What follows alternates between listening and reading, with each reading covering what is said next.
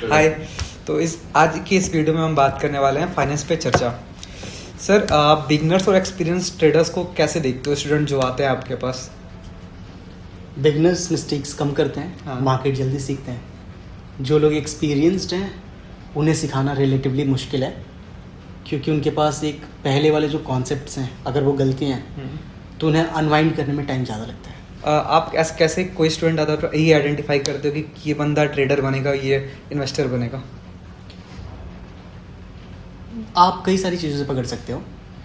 ऐसे लोग जिन लोगों को पैसा बहुत स्पीड में कमाना हो, तो शायद उन लोगों की साइकी ही ऐसे इंग्रेन हो चुकी है कि वो लोग ट्रेडिंग में ज़्यादा बेटर करेंगे। कोई बंदा ऐसा है जिसको शॉर्ट टर्म नहीं, हमेशा वो लॉन्ग टर्म सोचता हो। जैसे आप वर्कआउट कर रहे हो तो आपका एक गोल हो सकता है, मेरे को बॉडी जल्दी बनानी है, तो शायद आप ऐसे ट्राई मारोगे कि 3 या 6 महीने में बॉडी कैसे बन सकती है, और उसके लिए शायद आप स्टेरॉइड्स को ट्राई करोगे। तो आई थिंक वो एक क्लासिक ट्रेडर का माइंडसेट है, जिससे रिजल्ट भी जल्दी चाहिए, but at the same time वो रिस्क भी ज़्यादा लेने को रेडी है। कोई इन्वेस्टर होगा तो शायद वो मार्केट में रुकने को रेडी होगा, वो किस स्टॉक को बाय करेगा तो आई थिंक हर 3 महीने के बाद से एक बार रिएक्शन देगा। जब कॉल आएंगे तो उनको पढ़ के वो डिसाइड करेगा कि मैं इस कंपनी को अभी भी होल्ड कर रहा हूँ या नहीं। तो एक मेजर डिफरेंस पता चल जाता है। अगर जो मार्केट गिर रहा है, अगर आपको इसमें कोई सेक्टर पकड़ना हो तो आप ईवी और डिफेंस में से किस में सेफ प्ले करना चाहोगे? ईवी एंड डिफेंस में से इट्स वेरी, मतलब अभी पे जो मैं बोलूँगा शायद I am going to get crossed, but I think मैं अगर अपना पैसा एक जगह पे डालूंगा तो मुझे ईवी ज़्यादा समझ में आएगा। बिकॉज अभी पे जो एक हाइप है वॉर की वजह से, चाहे जो जियो पॉलिटिकल सिचुएशन है, तो शायद रिलेटिवली मुझे लगता है कि शॉर्ट टर्म में डिफेंस में आपको पंप दिख सकता है। ऑल्सो जो दोनों में बिजनेस है वो बहुत अलग है। डिफेंस का बिजनेस B2G है, बिजनेस टू गवर्नमेंट है, तो उसमें पेमेंट्स भी कई बार फंस जाते हैं और गवर्नमेंट पता नहीं कब पेमेंट आपको देगी, तो वो एक प्रॉब्लम आ सकती है। लेकिन अगर आप ईवी की बात करोगे तो जिस तरीके से एडॉप्शन बढ़ रही है, आई थिंक वो बाय डिफ़ॉल्ट गवर्नमेंट को पुश करना ही पड़ेगा।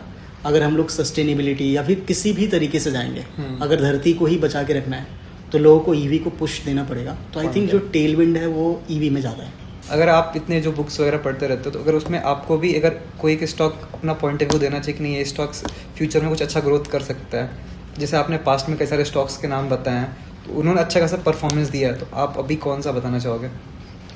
So it's not a recommendation, लेकिन मेरे को लगता है अभी के टाइम पे गिरते हुए मार्केट में ईजिस वोपाक आई थिंक शायद बहुत अच्छा करेगा। उसके अगर आप दोनों पेयर्स को देखोगे, आप वैल्यूएशन मैट्रिक्स को भी डाल लो, तो आई थिंक उन लोगों ने केपेक्स वगैरह जितना था वो कर लिया है। वहाँ पे मुझे लग रहा है कि जो ऑपरेटिंग लेवरेज है ना, अब किक इन करेगा। नंबर्स आने वाले क्वार्टर्स में आई थिंक बेटर आने चाहिए।